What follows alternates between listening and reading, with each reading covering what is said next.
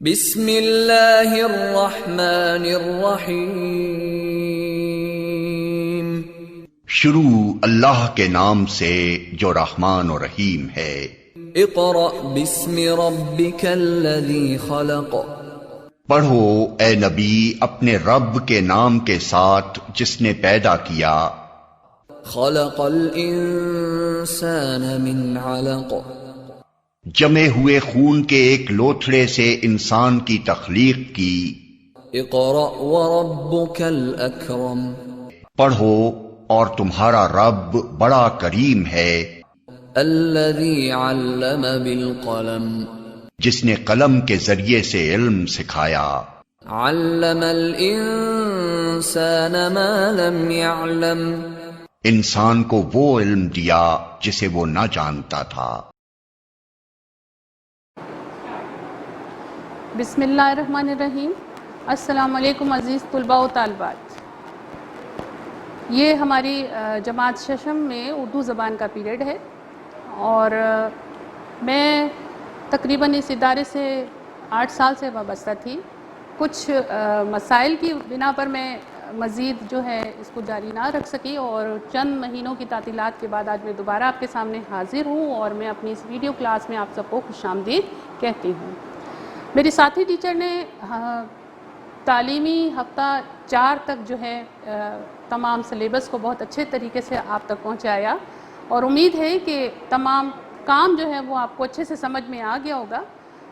آپ ہفتہ نمبر 1 سے لے کے آج ہفتہ نمبر 4 کا تمام مشقی کام جو ہے اپنی کاپی پر منتقل کر کے ماہ ستمبر کے پہلے ہفتے میں اسکول تک پہنچا دیجیے تاکہ آپ کے کام کا تنقیدی جائزہ لے کر یعنی چیکنگ کرنے کے بعد آپ کی کاپی آپ کو واپس دے دی جائے، کیونکہ آپ کو اس سے اپنے امتحانات کی تیاری کرنی ہے۔ آج ہفتہ نمبر 5 ہے، لیکن اس سے پہلے ہفتہ نمبر 4 میں ہم نے کون کون سے موضوعات اور عنوانات جو ہے ان کا جائزہ لیا ہے، ان کا مطالعہ کرا ہے۔ اس میں سب سے پہلے ایک قصہ تھا، ایک تھا بادشاہ، اس کے بعد حکایات سعدی، ٹیپو سلطان، اس کے ساتھ ساتھ قواعد میں آپ نے مضمون نگاری اور خلاصہ نگاری کا کام بھی دیکھا اور سیکھا اور مشقی کام بھی کرا۔ آج ہفتہ نمبر 5 ہے اور یونٹ نمبر 3۔ یونٹ نمبر 3 کا موضوع ہے دوست۔ اب تھوڑا سا ایک بات مجھے آپ کو یہ بھی سمجھانی ہے کہ یونٹ کے جو موضوعات ہوتے ہیں اس موضوع کی جھلک جو ہے یونٹ کے اندر موجود تمام اسباق میں، تمام نظموں میں، قصے، عبارتیں اور کہانیوں میں نظر آتی ہیں۔ یعنی کہ جیسے کہ اس کا موضوع ہے دوست۔ اب اس یونٹ نمبر 3 میں جتنی بھی نظمیں ہوں گی، جتنی کہانیاں یا جتنی عبارتیں یا جتنے مضامین ہوں گے، اس کے اندر اس دوستی کی جھلک جو ہے، دوستی کے جذبے کی جھلک جو ہے وہ ہمیں نظر آئے گی۔ اب دوستی کیا ہے، دوست کیا ہوتے ہیں، ہم سب جانتے ہیں۔ ہم اسکول میں ہوتے ہیں، ہمارے بہت سارے دوست ہوتے ہیں، گھر میں ہمارے بہن بھائیوں سے بھی دوستی ہوتی ہے، ہمارے والدین سے بھی ہماری دوستی کا جذبہ جو ہے وہ نظر آتا ہے، کیونکہ جب ہم اپنے والدین سے بلا جھجک اور بے دھڑک اپنی خواہشات، اپنی بات چیت جو ہے وہ کرتے ہیں تو وہ ایک دوستی کے جذبے کی ہی بنا پر کر پاتے ہیں۔ دوست کے بارے میں ہمارے نبی صلی اللہ علیہ وسلم نے کیا فرمایا، تھوڑا اس کا جائزہ لیتے ہیں۔ یہ سامنے آپ کے کارڈ شیٹ پر ایک حدیث لکھی ہوئی ہے۔ ہمارے نبی صلی اللہ علیہ وآلہ وسلم نے فرمایا، مومن سر سے پاؤں تک الفت اور محبت ہے۔ مومن یعنی مسلمان۔ الحمدللہ اللہ تعالیٰ نے ہمیں بڑا پیارا سا دین عطا کیا ہے جس میں مسلمان کے پاس نہ کوئی نفرت کا جذبہ ہوتا ہے، نہ کوئی لڑائی کا جذبہ، نہ کوئی فساد کا جذبہ، نہ کوئی برائی کا جذبہ۔ یعنی دین اسلام نے ہمیں محبت اور الفت سکھائی ہے اور ہمارے نبی صلی اللہ علیہ وسلم نے اسی حدیث کے ذریعے سے یہ بات ہمیں یاد کرائی ہے کہ مسلمان جو ہے وہ محبت اور الفت کا جو ہے وہ پیکر ہے، یعنی ایک پورا مجسمہ وہ محبت سے بنا ہوا ہے۔ وہ نفرت کرنا نہیں سیکھ سکتا، وہ کسی کا برا نہیں چاہ سکتا، وہ کسی سے لڑائی جھگڑا نہیں کر سکتا اگرچہ کہ وہ مومن ہے یعنی مسلمان ہے۔ اور اس آدمی میں سرے سے کوئی خیر و خوبی نہیں، یعنی اس آدمی میں، کس آدمی میں؟ جس میں بھلائی کا کوئی جذبہ نہیں ہے دوسرے کے لیے، وہ دوسروں سے نفرت کرتا ہے، وہ دوسروں سے لڑتا جھگڑتا ہے، وہ دوسرے کے لیے اپنے اندر برائی کا جذبہ رکھتا ہے، وہ کسی کا بھلا نہیں چاہ سکتا۔ اس آدمی میں جو نہ دوسروں سے محبت کرے اور نہ دوسرے اس سے محبت کرے۔ ظاہر سی بات ہے کہ جب ہم کسی سے محبت نہیں کریں گے تو کوئی ہم سے محبت کرے گا؟ نہیں کرے گا نا۔ اسی طریقے سے اگر ہم کسی کے کام نہیں آئیں گے، کسی کا بھلا نہیں چاہیں گے تو کوئی ہم سے محبت کیوں کرے گا؟ یہی وجہ ہے کہ ہمیں اپنے اندر جو ہے وہ دوستی کا، محبت کا، پیار کا جذبہ جو ہے وہ پروان چڑھانا چاہیے، رکھنا چاہیے۔ اس سے ہمارے آس پاس جو ہے وہ بہت امن رہتا ہے، ماحول اچھا رہتا ہے، اور ہم اس میں کامیابی کی منزلیں جو ہے وہ آرام سے طے کر سکتے ہیں۔ دوستی کرنے کے کچھ آداب ہوتے ہیں، کچھ طریقے ہوتے ہیں۔ وہ کیا ہوتے ہیں یہ آپ کے سامنے لکھے ہوئے ہیں۔ سب سے پہلے دوستی کرنے کے لیے ہمیں کیا کرنا ہے؟ نیک لوگوں سے دوستی کیجیے۔ یعنی کون سے لوگوں کا انتخاب کرنا چاہیے؟ جو نیک ہو۔ نیک سے مراد وہ لڑتے جھگڑتے نہ ہوں، محبت کرنے والے ہوں، ایک دوسرے کا خیال رکھنے والے ہوں، ایک دوسرے کے کام آنے والے ہوں، ایک دوسرے کی بھلائی چاہنے والے ہوں۔ دوسرے نمبر پہ اچھے مشورے دیجیے۔ یعنی جب دوستی ہو جائے تو ہمیشہ دوست جو ہے ایک دوسرے کا بھلا چاہے گا، اچھے مشورے دے گا، اچھا ماحول پیدا کرے گا، دوستی کو مضبوط کرنے کے لیے اچھے کام کرے گا، ایک دوسرے کے کام آئے گا۔ تیسرا ہے ضرورت کے وقت اس کی مدد کیجیے۔ یعنی اگر آپ کا کوئی دوست بن گیا ہے اور اس کو کسی وقت آپ کی ضرورت پڑتی ہے یا کسی پریشانی میں مبتلا ہے تو آپ اس کی مدد کیجیے۔ جب آپ اس کی مدد کریں گے تو وہ بھی آپ کی اسی طرح مدد کرے گا، اور یہ دوستی کا جذبہ اسی طرح مضبوط ہوتا چلا جائے گا۔ اگلا نقطہ ہے رازدار بنیے۔ یعنی ایک دوسرے کی کوئی راز ہے تو اسے آپ چھپائیے، اس کو دوسروں کو بتا کر جو ہے وہ اس کی بے عزتی نہ کریں یا اس کے راز میں اور لوگوں کو شریک نہ کریں، کیونکہ اگر وہ یہ چاہتا ہے کہ یہ بات صرف آپ تک رہے تو ایک دوسرے کے رازدار بنیے۔ دوستوں میں خوش رہیے اور خوش رکھیے بھی۔ یعنی اپنے دوستوں کے ساتھ ہمیشہ خوش رہیے، ان کی خوشی، ان کی محبت، ان کے پیار کا خیال رکھیے، اور اسی طرح جب آپ دوسروں کو خوش رکھیں گے، دوسروں سے پیار اور محبت سے دوستی بنائے رکھیں گے تو سامنے والا بھی آپ سے اسی طرح دوستی کا جذبہ جو ہے وہ قائم رکھے گا۔ غصے سے پرہیز کیجیے۔ یعنی اگر دوستی ہے آپ کے درمیان تو ایک دوسرے سے ناراض نہ ہوئیے، ایک دوسرے پر اگر کوئی بات آپ کو بری لگ جاتی ہے تو آپ غصے کا اظہار نہ کیجیے، بلکہ صبر اور برداشت سے کام لیجیے۔ جیسے کہ ہمارے نبی صلی اللہ علیہ وسلم نے جب اسلام پھیلایا تو بہت سارے لوگ ان کو تنگ کرتے تھے، بہت پریشان کرتے تھے، لیکن آپ نے کبھی بھی جو ہے پلٹ کر ان پر غصہ نہیں کیا، ان سے ناراض نہیں ہوئے، بلکہ ان کے اسی طرح کام آتے رہے، اسی طرح ان کی بھلائی چاہتے رہے، اور اسلام جو ہے اسی طرح سے پھیلتا رہا۔ اگلا نقطہ ہے تحائف کا تبادلہ کیجیے۔ یعنی تحفے دیجیے، اس سے پیار اور محبت جو ہے وہ بڑھتا ہے۔ ہمارے نبی صلی اللہ علیہ وسلم نے اس دوستی کے جذبے کو بڑھانے کے لیے، پروان چڑھانے کے لیے یہ بھی ایک بات ہمیں سمجھائی کہ ہم ایک دوسرے سے تحفوں کا تبادلہ کریں۔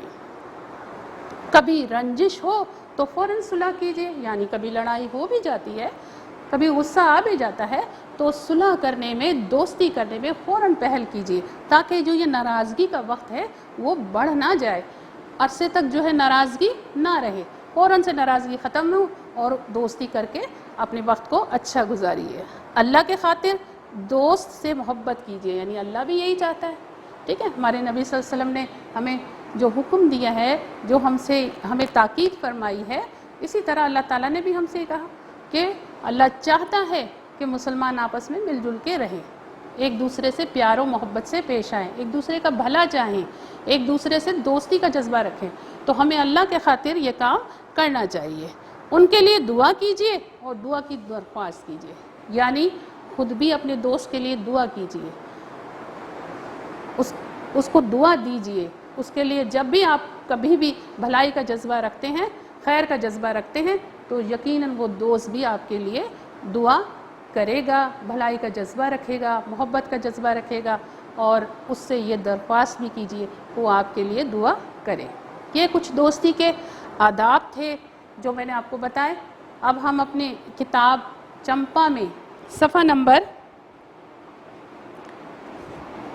61 پر جو تعارف دیا ہوا ہے اس کی پڑھائی کریں گے، بلند خوانی کریں گے۔ آپ بھی اپنے گھر میں اپنی کتاب کا صفحہ نمبر 61 کھول لیجئے۔ میں پڑھائی سے پہلے آپ کو ایک بات اور بتانا چاہتی ہوں کہ ہماری عبارت جو ہے وہ جملوں پر مشتمل ہوتی ہے۔ ہمارا سبق ہے، ہماری عبارت ہے، یا ہماری مضمون ہے، یا ہماری نظم ہے، تو یہ کچھ جملوں پر جو ہے مشتمل ہوتی ہے، اور جملوں کی کئی اقسام ہوتی ہیں جن کو ادا کرنے کا کچھ طریقہ ہوتا ہے، کچھ جو ہے قواعد ہوتے ہیں۔ ان چیزوں کو مد نظر رکھتے ہوئے اگر ہم جملوں کی ادائیگی اسی انداز سے کریں تو ہماری بلند خوانی جو ہے وہ ایک بہترین طریقے سے ادا ہوتی ہے۔ جیسے کہ اب میں آپ کو بتاؤں کہ جملوں کی کئی اقسام ہیں، جیسے دعائیہ جملے ان کو کیسے پڑھنا ہے، ٹھیک ہے، سوالیہ جملے ان کو کس طرح ادا کرنا ہے، تو پڑھنے کا بھی جو ہے وہ ایک طریقہ ہوتا ہے۔ چلے آئیے ہم اپنے سبق کی پڑھائی شروع کرتے ہیں۔ مومن سر سے پاؤں تک الفت اور محبت ہے، اور اس آدمی میں سرے سے کوئی خیر و خوبی نہیں ہے جو نہ تو دوسروں سے محبت کرے اور نہ دوسرے اس سے محبت کرے۔ میں نے ابھی آپ کو یہ بات اچھے سے سمجھا دی ہے، ظاہر ہے اسی بات کی آپ کو ہدایت ہے۔ دوستی کے آداب میں سب سے پہلے ہے ہمیشہ نیک لوگوں سے دوستی کیجیے۔ مثل مشہور ہے اگر کسی کی اخلاقی حالت جو ہے معلوم کرنا ہو تو اس کے دوستوں کی اخلاقی حالت معلوم کی جائے۔ یعنی اگر آپ کسی سے دوستی کرنا چاہتے ہیں تو سب سے پہلے آپ اس کے آس پاس جو اس کے ارد گرد اس کے دوست ہیں ان کو دیکھیے کہ ان کی حرکتیں کیسی ہیں، وہ کیا کام کرتے ہیں، وہ کس کا بھلا چاہتے ہیں، کس طرح کی گفتگو کرتے ہیں، کس طرح رہتے ہیں۔ جب آپ کو اندازہ ہو جائے کہ وہ اچھے لوگ ہیں، اچھی عادتیں ہیں، اچھے خیالات کے مالک ہیں، اچھا جذبہ رکھتے ہیں، تو یقیناً جس سے آپ دوستی کرنے جا رہے ہیں وہ بھی ایسے جذبات اور احساسات کا مالک ہوگا۔ یعنی آپ ایک نیک دوست کا انتخاب بآسانی کر سکتے ہیں۔ نمبر 2 ہے ہر آدمی اپنے دوست کے دین پر ہوتا ہے، اس لیے ہر آدمی کو غور کر لینا چاہیے کہ وہ کس سے دوستی کر رہا ہے۔ یعنی یہاں مراد ہے دوست کے دین کا مطلب ہے کہ جب وہ دوست کے ساتھ بیٹھے گا تو اس میں وہی جذبات و احساسات اور خیالات پیدا ہوں گے جو دوست کے ہیں۔ یعنی جس دوست کے ساتھ بھی آپ بیٹھیں گے تو جیسے اس کے خیالات ہوں گے، جیسے اس کے جذبات ہوں گے، جیسے وہ احساس کرے گا دوسروں کا، جیسے وہ بھلا چاہے گا، ایسی ہی عادتیں آپ میں بھی، جذبات بھی اور احساسات بھی آپ میں منتقل ہو جائیں گے۔ یعنی جیسے کہ میں نے آپ کو پہلے مثال بتائی کہ اگر آپ ایک عطر کی دکان پر جاتے ہیں یا پرفیوم کی دکان پر جاتے ہیں، اگرچہ کہ آپ اس کو خرید نہیں رہے لیکن خوشبو جو ہے وہ آپ کے پاس سے بھی آنے لگ جائے گی۔ اسی طریقے سے اگر ہم اچھے دوستوں کا انتخاب کریں گے تو ہم میں بھی وہی عادتیں جو ہیں اچھی جو ہیں وہ آئیں گی۔ ہمارے اٹھنے بیٹھنے سے جب ہم اس کے ساتھ وقت گزاریں گے تو ہمارے خیالات، احساسات، جذبات سب جو ہے وہ اچھے ہوں گے، نیک ہوں گے، بھلے ہوں گے۔ لیکن اگر ہماری دوستی، ہماری صحبت جو ہے بری ہوگی تو اس کی بھی مثال بالکل اسی طرح ہے کہ جیسے ایک بھٹی، یعنی جہاں چنے بھونے جاتے ہیں، بھٹی کو آپ جانتے ہوں گے کہ جہاں چنے بھونے جاتے ہیں وہاں پر دھواں ہوتا ہے، آگ کی تپش ہوتی ہے، کیونکہ بھٹی جو ہے وہ لکڑیوں سے جل رہی ہوتی ہے اور اتنی تپش ہوتی ہے، اتنی گرمی ہوتی ہے، تو جب آپ وہاں کھڑے ہوں گے تو یقیناً آپ کو وہ تپش جو ہے، وہ گرمائش جو ہے وہ محسوس ہوگی، اور اس کے ساتھ ساتھ وہاں جو دھواں ہوگا وہ آپ کے کپڑوں میں ضرور لگے گا، آپ کے کپڑوں کو کالا کر دے گا۔ تو بری دوستی جو ہے وہ بالکل اسی طرح ہے، بری صحبت جو ہے وہ اسی طرح ہے کہ وہ آپ کی ذات کو بھی جو ہے وہ آپ کی شخصیت کو بھی تباہ و برباد کر دیتی ہے۔ نمبر 3 ہے جس طرح یہ ضروری ہے کہ دوستی کے لیے اچھے لوگوں کا انتخاب کیا جائے، اسی طرح یہ بھی ضروری ہے کہ دوستی کو نبھانے اور قائم رکھنے کی کوشش کی جائے۔ دوستی تو ہو گئی اچھے انسان سے، نیک دوست ہمیں مل گیا، اچھا دوست مل گیا، لیکن اب اس کو نبھانا ہے، اس کو قائم رکھنا ہے۔ ہم نے اپنی دوستی کو بہت آگے تک لے کے جانا ہے، جب تک کہ ہم اپنی منزل تک نہیں جاتے اگر یہ دوستی ہمارے ساتھ اس وقت تک رہتی ہے تو آپ یقین جانیے کہ آپ کامیاب انسان ہیں اور آپ اپنی منزل تک کامیابی سے سفر طے کر کیونکہ ایک اچھا دوست آپ کا اس وقت تک ہی ساتھ دے گا جب تک آپ اپنی منزل تک نہیں پہنچ جاتے. ضرورت پڑنے پر دوست کے کام آئیے، اچھے مشورہ دینا بھی کام آنے میں شامل ہے. بہترین رازدار بنیے، کبھی اپنے دوست کے اعتماد کو توڑنے کی کوشش نہ کیجیے. دوستوں میں حشاش بشاش رہیے، نہ خود اداس ہو نہ دوستوں کو افسردہ کیجیے. ماتھے پر بل ڈال کر لیے دیے رہنے سے پرہیز کیجیے. ماتھے پہ بل ڈالنا محاورہ ہے. اس کا مطلب یہ ہوتا ہے کہ تھوڑا سا غصے کا ہر وقت اظہار کرنا، ہر وقت جو ہے وہ غصے میں رہنا. تو اس سے جو ہے پرہیز کرنا چاہیے. دوستی کبھی قائم نہیں رہ سکتی غصے کے اندر، ہمیشہ جو ہے دوستی ٹوٹ جانے کا ڈر ہوتا ہے، دوست کو کھو دینے کا ڈر ہوتا ہے، اور ہمیں اس سے گریز کرنا چاہیے. تحفوں کا تبادلہ بھی کیجیے. تحفہ اپنی حیثیت کے مطابق ہی دیجیے، تحفے کے بدلے میں تحفہ ضرور دیجیے. ایک دوسرے سے مل کر کھانے پینے کا اہتمام کیجیے، لیکن اس میں حد سے نہ بڑھیے. اگر کبھی رنجش یا لڑائی ہو جائے تو صلح صفائی کی کوشش میں کبھی دیر نہ کیجیے. جتنی دیر ہوتی جائے گی اتنی خرابی جڑ پکڑتی جائے گی اور دلوں میں دوری ہوتی رہے گی. میں نے آپ کو بتایا کہ اگر دوستی کے اندر لڑائی جھگڑا بھی ہوتا ہے، ناراضگی بھی ہوتی ہے، تو فوراً پہل کر کے اس ناراضگی کو ختم کر دیں، کیونکہ جتنا ناراضگی میں وقت گزرے گا اتنا ہی خراب اثر شخصیت پہ پڑے گا اور ہماری دوستی جو ہے وہ ہو جانے کا ڈر بھی پیدا ہو جائے گا. اللہ کے خاطر اپنے دوستوں سے محبت کیجیے، خود بھی دوستوں کے لیے دعا کیجیے، ان سے بھی درخواست کیجیے. نیک دوست کی مثال ایسی ہے جیسے مشک یعنی خوشبو بیچنے والے کی دکان کے اور کچھ فائدے ہو نہ ہو تو خوشبو تو ضرور آئے گی. اور برا دوست ایسا ہی ہے جیسے بھٹی آگ نہ لگے تب بھی دھوئیں سے کپڑے ضرور کالے ہو جائیں گے. میں نے ابھی یہ بات آپ کو بتائی اور سمجھائی. امید ہے عزیز طلباء کہ آپ کو یہ تعارف جو ہے وہ اچھے سے سمجھ میں آ گیا ہوگا. اب میں نے جیسے کہ آپ کو بتایا تھا کہ یونٹ کا جو موضوع ہوتا ہے، یونٹ کے اندر جتنے سبق ہوتے ہیں، جتنے نظمیں ہوتی ہیں، جتنی عبارتیں ہوتی ہیں، جتنے مضامین ہوتے ہیں، اس میں اس موضوع کی جھلک ضرور نظر آتی ہے.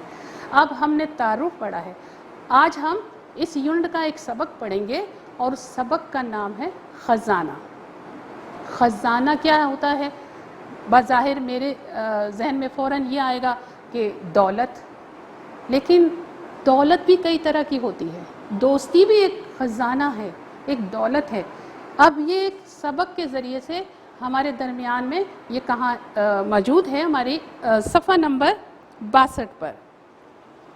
صفحہ نمبر 62 پر خزانہ کے نام سے یہ سبق ہمارے پاس موجود ہے. یہ کہانی ہے جسے ہم ابھی پڑھائی کریں گے، لیکن اس سے پہلے میں آپ کو تھوڑا سا زبانی اس کے بارے میں بتا دیتی ہوں کہ دو دوست ہیں جن میں سے ایک کا نام عامر اور فیاض ہے. بہت اچھے دوست ہیں، آپس میں ایک دوسرے کے دکھ سکھ میں کام آنے والے. دونوں کی ایک دکان ہوتی ہے.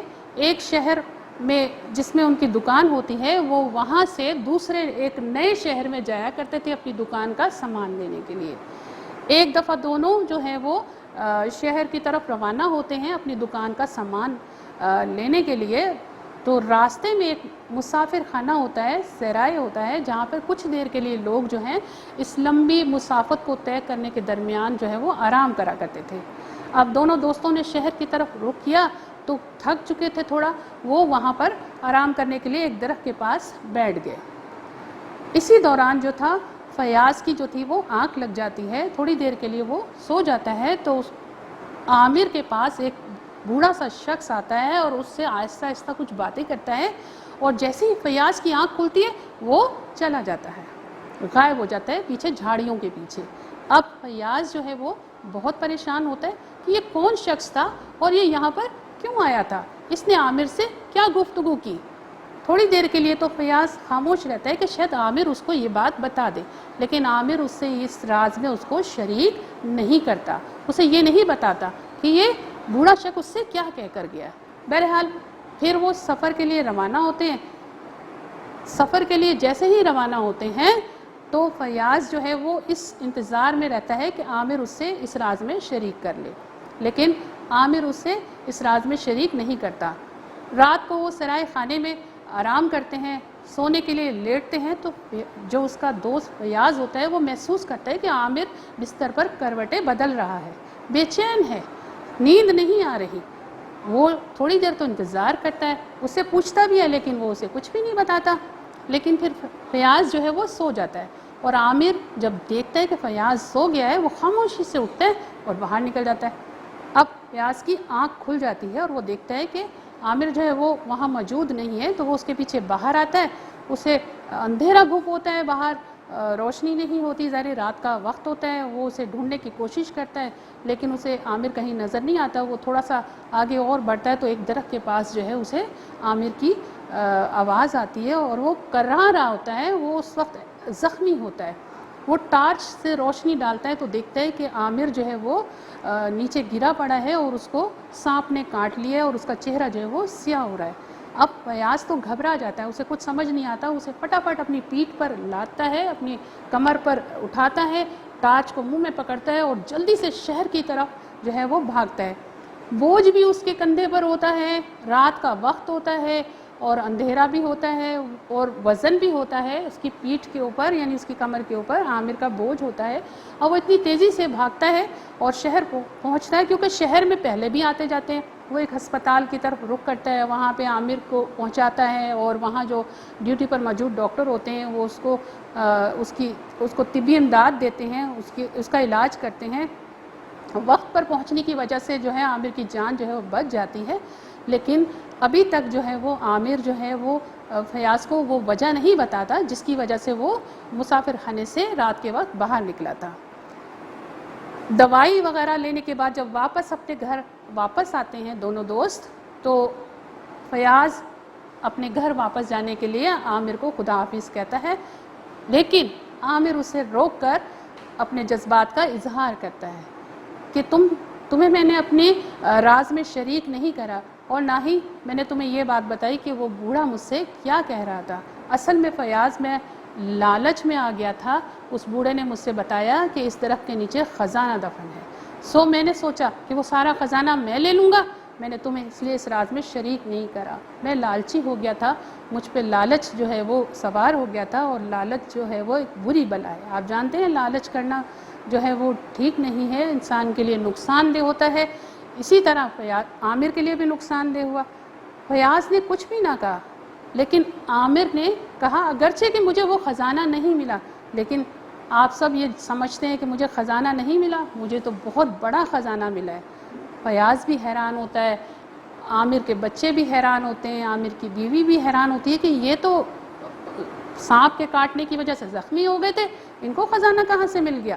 لیکن پھر عامر بتاتا ہے کہ اگرچہ کہ مجھے وہ خزانہ نہیں ملا، لیکن قدرت کی طرف سے ایک مخلص دوست کی وجہ سے مجھے یہ خزانہ ملا، یہ میرا قیمتی خزانہ ہے، دنیا میں مجھے اس سے بڑا کوئی خزانہ نہیں مل سکتا۔ دوستی کی دیکھیں آپ کتنی قدر ہے، یعنی اس نے صحیح معنوں میں اس خزانے کو جان لیا، پہچان لیا کہ جو دوستی کی شکل میں، دوست کی شکل میں اس کو حاصل ہوا تھا۔ تو میں نے آپ سے جیسے بتایا کہ سبق کے اندر موضوع کی جھلک جو ہے وہ ضرور ملتی ہے، تو یہاں آپ کے اچھی طریقے سے امید ہے کہ سمجھ میں آ گیا ہوگا کہ دوستی کیسا جذبہ ہے، کیسی نعمت ہے، کیسا خزانہ ہے، اور اچھا دوست، مخلص دوست اللہ تعالیٰ کا ایک انعام ہے، ایک اللہ کی طرف سے ہمیں نعمت دی گئی ہے، تو ہمیں اس کی قدر کرنی چاہیے، پہچاننا چاہیے۔ اور اس کے ساتھ ہی اب ہم اس سبق صفحہ نمبر 62 پر جو سبق موجود ہے اس کی پڑھائی کریں گے اور اس کے بعد اس کا کام کریں گے، لیکن اس سے پہلے جو آپ نے تعارف پڑھا، آپ کے حل شدہ مواد کے اندر اس سے منسلک 2 سوالات ہیں۔ صفحہ نمبر 110 کے اوپر یہ 2 سوال ہیں جس میں تعارف اور خزانے کی وضاحت جو ہے وہ حدیث کے ذریعے دی گئی ہے۔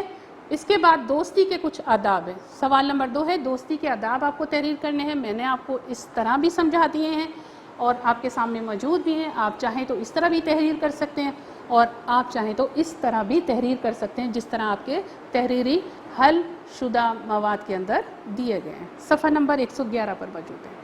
اب آپ جو ہے ہم پڑھائی کریں گے صفحہ نمبر 62 پر خزانہ کی، میں آپ کے سامنے بلند خوانی کرتی ہوں، آپ اپنی کتاب کھول کے دیکھیے، مشکل الفاظ دیکھیے اور ساتھ ہی پڑھائی کرنے کا طریقہ بھی دیکھیے، اور آپ تمام جو ہے میں نے آپ کو جو زبانی ابھی سمجھایا وہ ساری بات چیت دیکھیے کہ ان دو دوستوں کے درمیان کس طرح ہوئی۔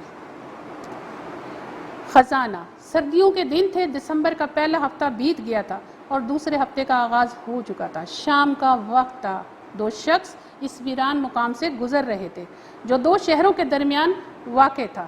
جس شہر سے آئے تھے وہ پرانا شہر تھا، جدھر جا رہے تھے اسے لوگ نیا شہر کہتے ہیں۔ ان دو اشخاص میں ایک کا نام عامر تھا، دوسرے کا فیاض۔ دونوں دکاندار تھے، مہینے میں ایک بار کچھ چیزوں کی خریداری کے لیے شہر جاتے تھے۔ رات ایک سرائے میں بسر کرتے، سرائے کہتے ہیں مسافر خانے کو۔ یہ سرائے نئے شہر سے کچھ فاصلے پر تھی۔ جن لوگوں کا ان دونوں شہروں کے درمیان آنا جانا رہتا تھا وہ رات عام طور پر اسی سرائے میں گزارتے تھے۔ عامر اور فیاض دونوں تنو مند تھے، یعنی صحت مند تھے، مگر سارا دن دکانوں پر کام کرنے کی وجہ سے تھک گئے تھے، اس لیے ایک گھنٹہ پیڑ کے نیچے، پیڑ کہتے ہیں درخت کو، بیٹھ کر ستانے لگے۔ ستانے کا مطلب ہوتا ہے آرام کرنا۔ آدمی بری طرح سے تھک چکا ہو تو فوراً سو جاتا ہے، یہی حال فیاض کا ہوا، گھاس پر لیٹتے ہی سو گیا۔ نیند میں اسے ایسا محسوس ہوا کہ اس کا ساتھی کسی سے بات کر رہا ہے۔ ابھی نیند اس کی آنکھوں میں تھی کہ وہ بیدار ہو کر بیٹھ گیا، بیدار جاگ گیا۔ اس وقت اس نے دیکھا کہ ایک بوڑھا آدمی اس کے قریب سے گزر کر درختوں کی ایک قطار کے پیچھے غائب ہو گیا۔ یہ بوڑھا کون تھا؟ اس نے عامر سے کیا کہا؟ فیاض کے ذہن میں خیال آیا اور عامر سے پوچھا، عامر یہ بوڑھا تم سے باتیں کر رہا تھا؟ نہیں تو، ادھر آیا ادھر گیا۔ عامر کے لہجے سے صاف معلوم ہوتا تھا کہ کوئی بات چھپا رہا ہے۔ تم سے کچھ نہیں کہا اس نے؟ بالکل نہیں، دونوں پرانے دوست تھے اور دونوں ایک دوسرے پر بہت اعتماد کرتے تھے، مگر اس شام عامر اپنے دوست پر اعتماد نہیں کر رہا تھا۔ دوستوں کا کیا ہے؟ رازدار بنیے، یعنی ایک دوسرے کے راز میں شریک ہو، لیکن یہاں یہ بات نہیں تھی۔ کھانا کھا کر اپنے بستر پر لیٹ گئے۔ عامر بار بار کروٹیں بدل رہا تھا۔ فیاض کو یقین ہو چکا تھا کہ اس کا ساتھی کوئی خاص کارروائی کرنے والا ہے۔ وہ آنکھیں بند کر کے اسی طرح لیٹا رہا جیسے گہری نیند سو رہا ہو۔ اس کی آنکھوں میں نیند اترتی جا رہی تھی مگر وہ سونا نہیں چاہتا تھا۔ کیوں سونا نہیں چاہتا تھا؟ وہ دیکھنا چاہتا تھا۔ کیا دیکھنا چاہتا تھا؟ کہ باہر خزانہ کہاں، یا اس بوڑھے آدمی نے اس کو کیا بتایا۔ وہ یہ دیکھنے کے لیے بیتاب تھا۔ اب فیاض جو تھا وہ پریشان تھا۔ کیوں پریشان تھا؟ وہ یہ دیکھ رہا تھا کہ عامر بے چین ہے۔ آخر عامر کیا کرنا چاہتا ہے اور کون سا ایسا راز ہے جو وہ اس سے چھپا رہا ہے۔ رات آہستہ آہستہ بیت رہی تھی۔ رات آدھی بیتی ہوگی کہ فیاض نے دیکھا عامر اپنی چرپائی سے اٹھا اور اس کی طرف آیا، جھک کر اسے دیکھا اور یہ دیکھ کر کہ وہ سو رہا ہے دروازے کی طرف چلا گیا۔ دھیرے سے دروازہ کھلتا ہے، ایک بار پلٹ کر فیاض پر نگاہ ڈالتا ہے اور پھر چلا جاتا ہے۔ یا الہی، یہ کیا ماجرا ہے؟ ماجرا، قصہ۔ آدھی رات کو یہ کہاں جا رہا ہے اور کیوں جا رہا ہے؟ یہ بات فیاض سوچ رہا تھا کہ یہ عامر کہاں چلا گیا۔ فیاض کے دل میں ایک کشمکش سی جاری تھی۔ جی تو اس کا چاہتا تھا کہ فوراً اسے آواز دے اور اس سے پوچھے یہ کیا حرکت کر رہے ہو، مگر اس کے ساتھ ہی اسے خیال آیا کہ دیکھوں، وہ اپنی چرپائی پر لیٹا رہا مگر ذرا دیر تک لیٹا رہنا اس کے لیے مشکل ہو گیا، یعنی اسے برداشت نہیں ہو رہا تھا کہ اس کا دوست کہاں چلا گیا اور کیا حرکت کرنے والا ہے۔ بستر سے اٹھ کر اس نے کھڑکی سے باہر دیکھا، اندھیرے میں کچھ بھی دکھائی نہ دیا کیونکہ رات کا وقت تھا۔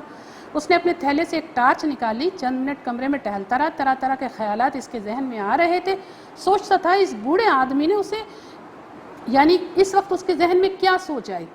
وہ یہ سوچتی کہ شاید اس بوڑھے آدمی نے اسے اس نئے شہر کی خاص دکاندار کا پتہ بتایا ہوگا جہاں سے اعلیٰ درجے کا سامان مل سکتا ہے، کیونکہ وہ دکاندار تھے۔ اس نے سوچا شاید اس بوڑھے آدمی نے اس کو عامر سے یہ کہا ہوگا کہ اس دکان میں اچھا سامان ملتا ہے اور عامر رات کے اندھیرے میں چلا گیا ہے تاکہ صبح جیسے ہی اس کی دکان کھلے وہ ڈھیر سارا سامان خرید لے۔ یہ بات فیاض کے ذہن میں آئی کہ شاید عامر نے یہ سوچا ہوگا کہ اس دکاندار سے اچھا سامان لے کر اور رات کے ٹائم ہی واپس آ جائے۔ اس کی دکان کھلے اور وہ ڈھیر سارا سامان خرید لے، یا یہ بھی ہو سکتا ہے کہ اس نے اسے کوئی اور بات بتا دی ہو، لیکن وہ بات کیا ہوگی اس کی سمجھ میں نہیں آتی۔ وہ رہ نہ سکا ٹارچ جیب میں ڈالی، اپنے کمرے سے نکل کر سیڑھیاں طے کر کے نیچے آیا اور سرائے کے بڑے دروازے کی طرف جانے لگا۔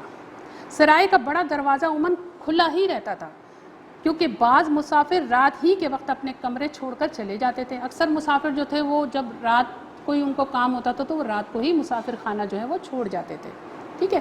سرائے کے اندر ہر طرف سناٹا چھایا ہوا تھا، سناٹا، خاموشی، رات کا وقت تھا۔ سرائے میں کام کرنے والے اور سرائے کے کمروں میں رات بسر کرنے والے سب سو رہے تھے۔ فیاض دروازے سے نکل کر باہر آ گیا۔ فضا میں اندھیرا ہی اندھیرا تھا، فضا ابر آلود تھی، ابر یعنی تھوڑے بادل چھائے ہوئے تھے، مگر بارش نہیں ہوئی تھی۔ میں اسے کہاں ڈھونڈوں؟ فیاض نے خود سے سوال کیا اور جیب سے ٹارچ نکالی۔ مدھم روشنی میں وہ کچھ بھی نہ دیکھ سکا، یعنی روشنی جو تھی وہ ہلکی تھی۔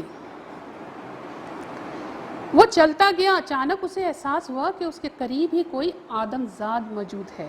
روشنی میں اس نے درخت کو پہچان لیا جس کے نیچے شام کے وقت دونوں نے آرام کیا تھا۔ یہی وہ بوڑھا عامر سے کچھ کہہ کر چلا گیا تھا۔ وہ آگے بڑھا اور آگے بڑھا۔ ہے یہ کیا؟ اس نے دیکھا کہ ایک شخص سخت درد سے بے قرار ہو کر ہائے ہائے کر رہا ہے۔ اس نے سانس روک لی۔ وہ شخص عامر تھا۔ یا اللہ، یہ کیا ماجرا ہے؟ عامر کو ہوا کیا ہے؟ عامر ایک گڑھے کے کنارے پڑا تھا۔ عامر، فیاض نے جھک کر اس کے چہرے کو دیکھا جو سیاہ پڑتا جا رہا تھا۔ فیاض، سانپ۔ عامر فکرہ مکمل نہ کر سکا۔ فیاض نے سمجھ لیا کہ وہ کہنا چاہتا ہے کہ سانپ نے مجھے کاٹ لیا۔ خدا کے لیے کچھ کرو فیاض، عامر نے بڑی مشکل سے کہا۔ فیاض کو فوراً خیال آیا کہ اگر بہت جلدی اس کا علاج نہ ہوا تو یہ مر جائے گا۔ اس نے ٹارچ منہ میں تھامی، دونوں ہاتھوں سے اپنے دوست کو اٹھا کر پیٹھ پر لادا یعنی کمر پر لادا اور نئے شہر کی طرف چلنے لگا۔ قدم اٹھانا اس کے لیے مشکل تھا، مگر دوست کی جان بچانا بہرحال اپنا فرض سمجھتا تھا، یعنی ایک دوستی کی پہچان جو تھی وہ یہی تھی۔ بوجھ اتنا بھاری تھا کہ اس کی کمر دوہری ہوئی جا رہی تھی۔ سانس رک سا جاتا تھا لیکن اس کے قدم نہیں رکے۔ نئے شہر بار بار آنے کی وجہ سے وہ جانتا تھا کہ ہسپتال کہاں ہے۔ ہسپتال شہر کے کنارے پر تھا۔ خوش قسمتی سے ڈیوٹی پر موجود ڈاکٹر جاگ رہا تھا۔ اس نے عامر کی حالت دیکھی، اسے فوراً آپریشن روم لے آیا، اپنے ساتھی ڈاکٹر کو ٹیلی فون کیا اور فوراً بلایا۔ اب مریض خطرے سے باہر ہے، چند منٹ گزر جاتے تو یہ مر جاتا۔ ڈاکٹر کے منہ سے یہ الفاظ سن کر فیاض کی جان میں جان آئی، یعنی اب اسے سکون ہوا کہ اس کا دوست جو ہے وہ خطرے سے باہر ہے۔ صبح تک ڈاکٹروں کے علاج سے عامر کی حالت کافی بہتر ہو چکی تھی اور وہ گفتگو کر سکتا تھا، بات چیت کر سکتا تھا۔ فیاض نے ڈاکٹر سے مزید علاج کے لیے نسخہ لکھوایا۔ نسخہ کہتے ہیں دوائیوں کا ہدایت نامہ، جس کے مطابق جو دوائی کس کس وقت دینی ہے، اور ٹیکسی میں اپنے دوست کو لے کر شہر کی طرف روانہ ہو گیا۔ راستے میں فیاض نے عامر سے کچھ کہنا مناسب نہ سمجھا۔ عامر کچھ بتانا ضروری سمجھے گا تو خود ہی بتا دے گا، میں کیوں پوچھوں اس سے۔ گھر پہنچ کر فیاض نے اطمینان کا سانس لیا کہ اس کے دوست کی زندگی بچ گئی ہے۔ اب گھر جانے کے لیے اس نے عامر سے اجازت چاہی۔ فیاض، کہو عامر، تم نے جو احسان کیا ہے وہ میں آخری سانس تک نہیں بھول سکتا۔ یہ میرا فرض تھا جو میں نے ادا کیا ہے عامر، تم پر میں نے کوئی احسان نہیں کیا۔ یعنی دوستی جو تھی، جو رشتہ تھا ان کے درمیان، اس کی بنیاد ہی یہی تھی کہ برے وقت میں ایک دوسرے کے کام آئیں۔ اگر میری ایسی حالت ہوتی تو تم بھی یہی کام کرتے جو میں نے کیا۔ ہم دوست ہیں، کوئی غیر تو نہیں۔ عامر اٹھ کر بیٹھ گیا۔ فیاض، لالچ نے میری آنکھوں پر پٹی باندھی تھی، میں اندھا ہو گیا تھا۔ اس بدبخت بوڑھے نے مجھ سے کہا تھا کہ اس پیڑ کے نیچے خزانہ دفن ہے، موقع پا کر زمین کھودنا، بہت بڑا خزانہ تمہارے ہاتھ آ جائے گا۔ میں نے تم سے اس کا ذکر نہ کیا اور آدھی رات کو زمین کھودی اور سانپ نے کاٹ لیا۔ تم رحمت کے فرشتے بن کر آ گئے، میری جان بچ گئی، ورنہ اب تک تو میرے بچے یتیم ہو گئے ہوتے۔ عامر خاموش ہو گیا، یعنی اتنی بات عامر نے کی اور وہ چپ ہو گیا۔ یہ اللہ تعالیٰ کی بڑی مہربانی ہے، ہمارا اللہ تعالیٰ اپنے بندوں پر بڑا مہربان ہے۔ فیاض، عامر بولا، کہو کیا تم سمجھتے ہو کہ مجھے خزانہ نہیں ملا؟ فیاض حیرت سے اس کی طرف دیکھنے لگا۔ یہی حالت عامر کے بیوی اور بچوں کی تھی، سب اسے بڑی حیرت سے دیکھ رہے تھے کہ اسے تو سانپ نے کاٹ لیا اور یہ اب بھی خزانے کی بات کر رہا ہے۔ مجھے خزانہ مل گیا ہے۔ فیاض حیران اور پریشان اسے دیکھ رہا تھا۔ یہ ہے میرا دنیا کا سب سے قیمتی خزانہ، ایک سچا اور ہمدرد دوست دنیا کا سب سے بڑا خزانہ ہے۔ عامر نے فیاض کا ہاتھ پکڑ لیا تھا اور اس کی آنکھوں سے خوشی کے آنسو بہہ رہے تھے۔ مرزا ادیب کی یہ تحریر تھی، مرزا ادیب نے یہ کہانی لکھی تھی، لیکن آپ نے دیکھا اس کہانی میں آپ کے موضوع کی جھلک بھی ہے اور ایک خوبصورت سے جذبے کی پروان چڑھنے کی جو ہے وہ بات چیت بھی ہے کہ یہ اتنا مضبوط رشتہ ہوتا ہے دوستی کہ اگر اس میں کہیں لالچ آ جائے یا کہیں ایک دوسرے کے لیے برائی آ جائے یا کہیں پر ایک دوسرے کے لیے حسد آ جائے یا نفرت آ جائے تو یہ جذبہ قائم نہیں رہ سکتا، لیکن یہ چیزیں اگر درمیان میں نہ ہو تو دوستی سے خوبصورت اور مضبوط رشتہ دنیا کا کوئی نہیں ہے۔ امید ہے کہ آپ کو یہ سبق جو ہے بہت اچھے سے سمجھ میں آ گیا ہوگا۔ اب اس کا مشقی کام میں آپ کو حل شدہ مواد میں صفحہ نمبر 110 پہ سمجھاتی ہوں، جس پہ سب سے پہلے اس کے الفاظ معنی جملے ہیں، اس کے بعد جو ہے اس کے صفحہ نمبر 111 پر سوال جواب ہیں، 4 سوالات ہیں، جس میں پہلا سوال ہے اس کہانی میں کس موسم، مہینے اور وقت کا ذکر ہے؟ کہانی میں سردیوں کے موسم کا ذکر ہے، شام کا وقت تھا اور دسمبر کا مہینہ تھا۔ کہانی کے دونوں کرداروں کے نام اور ان کا مختصر تعارف کیا تھا؟ دونوں کردار جو تھے وہ عامر و فیاض تھے اور دونوں دکاندار تھے اور دونوں ایک دوسرے کے بہترین دوست تھے۔ آدھی رات کو فیاض نے کیا دیکھا؟ آدھی رات کو فیاض نے دیکھا کہ عامر بے چینی سے جو ہے وہ بستر پر کروٹیں بدل رہا ہے اور پھر خاموشی سے اٹھ کر باہر کی طرف چلا گیا ہے اور کسی درخت کے پاس جو ہے وہ کچھ کرنے کے لیے جاتا ہے، لیکن فیاض جب اس کے پیچھے جاتا ہے تو وہ دیکھتا ہے کہ سانپ جو ہے وہ عامر کو کاٹ چکا ہے۔ ٹھیک ہے، دوست کی جان بچانے کے لیے فیاض نے کیا کیا؟ عامر کو سانپ نے کاٹ لیا تھا جس کی وجہ سے اس کا چہرہ جو ہے وہ سیاہ پڑ گیا تھا۔ فیاض نے منہ میں ٹارچ پکڑی، اپنے دوست کو کندھے پر لادا اور شہر کی طرف جو ہے وہ تیزی سے بھاگنے لگا تاکہ وقت پر اپنے دوست کو ہسپتال پہنچا سکے اور اس کی جان بچا سکے، یعنی اس نے اپنی دوستی کرنے کا ہونے کا جو ہے وہ حق ادا کر دیا تھا۔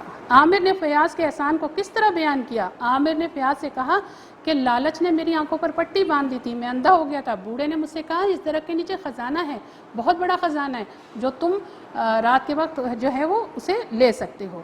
مجھے وہ خزانہ تو نہیں ملا، لیکن تم جیسے سچے دوست سے بڑھ کر دنیا کا کوئی خزانہ نہیں ہے جو تم مجھے مل گئے اور تمہاری دوستی جو ہے وہ مجھے حاصل ہو گئی۔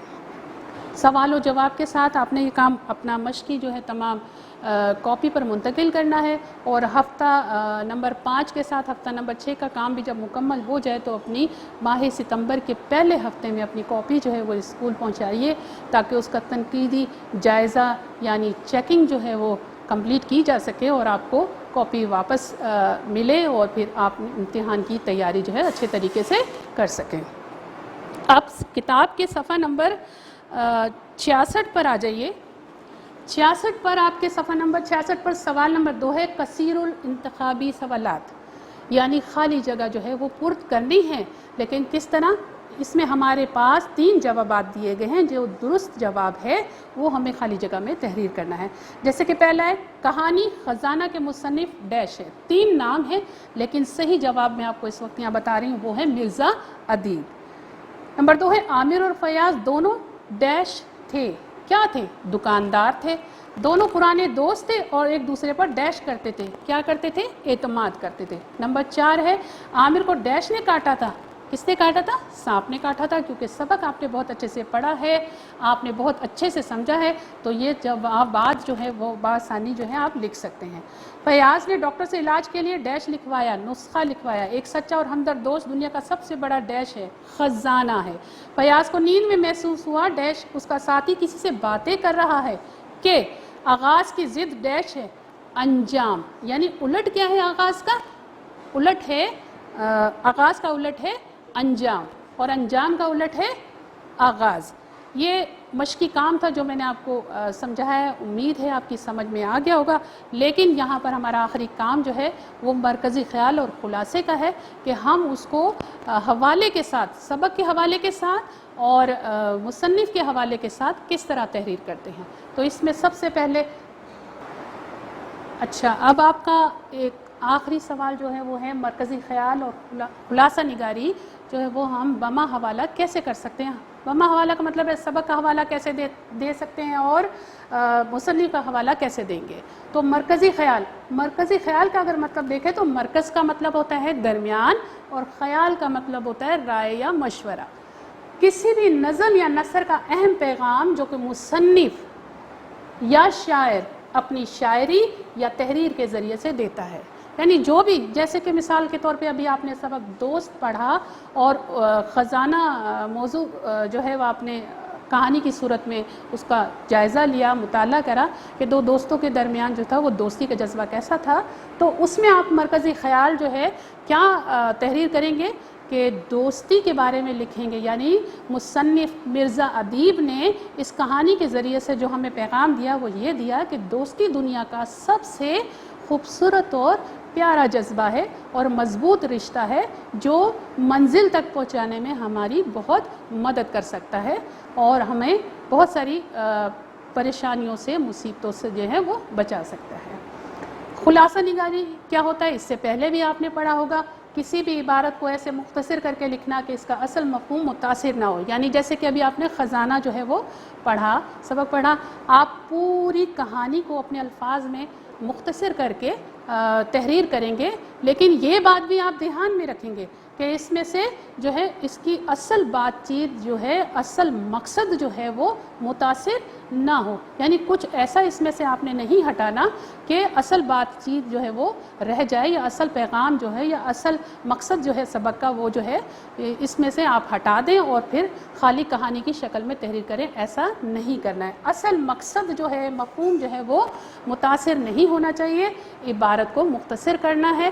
یعنی 300 الفاظ پر اگر عبارت مشتمل ہے تو اس کو 100 الفاظ میں مختصر کر کے تحریر کرنا ہے. اور اس بات کا بھی خاص خیال رکھنا ہے کہ جو مقصد ہے وہ عبارت کا وہ ضرور حاصل ہو.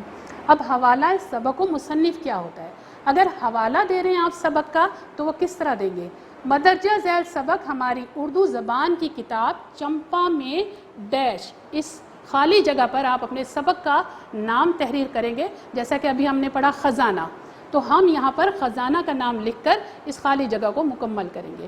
مدرجہ ذیل سبق ہماری اردو زبان کی کتاب چمپا میں خزانہ کے عنوان سے شامل کیا گیا ہے، جس کے مصنف یعنی اس کو تحریر کرنے والے رائٹر یعنی مصنف کا کیا نام ہے وہ آپ کی کتاب میں لکھا ہوا ہوتا ہے. ان کا نام ہے مرزا ادیب. اس طرح ہمارا یہ حوالہ مکمل ہوتا ہے. امید ہے کہ آج کی تدریسی ویڈیو کے ساتھ آپ کا تمام کام جو ہے آپ کو اچھی طرح سے سمجھ میں آ گیا ہوگا.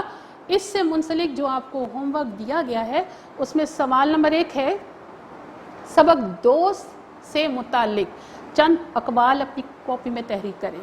یعنی بڑی بڑی شخصیات نے دوستی کے جذبے کے بارے میں بہت ساری پیاری پیاری باتیں کی ہیں. آپ ان کو ڈھونڈیں اور کچھ کے اقوال جو ہے ترتیب وار جو ہے اپنی کاپی میں تحریر کریں. دوسرا جو تخلیقی لکھائی کا کام ہے وہ ہے حوالہ سبق اور حوالہ مصنف لکھنے کی مشق کرنی ہے، کیونکہ یہ آپ کا ایک نیا عنوان تھا، ایک نئی بات تھی آپ کے سبق میں جس کو آپ نے بار بار لکھنے کی اور کرنے کی مشق کرنی ہے. آگے جتنے بھی آپ اسباق پڑھیں گے، جتنے مضامین پڑھیں گے، اگر آپ نے ان کا حوالہ اسی انداز میں دے کر مشق کی تو مجھے امید ہے کہ وہ آپ کو بہت اچھے سے یاد رہیں گے اور کسی وقت بھی اگر آپ کو یہ کام کرنا پڑا تو بآسانی جو ہے آپ کسی مدد کے بغیر کر لیں گے. امید ہے کہ تمام کام آپ کو بہت اچھے سے سمجھ میں آ گیا ہوگا. اگلی ویڈیو تک کے لیے اللہ تعالیٰ آپ کو سب کو اپنی حفظ و امان میں رکھے. اور اس کے ساتھ ہی وہی پہلے جو میں نے آپ کو بات بتائی کہ ہفتہ نمبر 5 کا کام مکمل ہو چکا ہے. ہفتہ نمبر 6 کا کام مکمل ہونے کے بعد اپنی کاپی تمام کام کمپلیٹ کرنے کے بعد اسکول میں ماہ ستمبر کے پہلے ہفتے میں کاپی پہنچا دیجئے تاکہ اس کاپی کا تنقیدی جائزہ لے کر یعنی چیک کر کے آپ کو واپس کر دی جائے.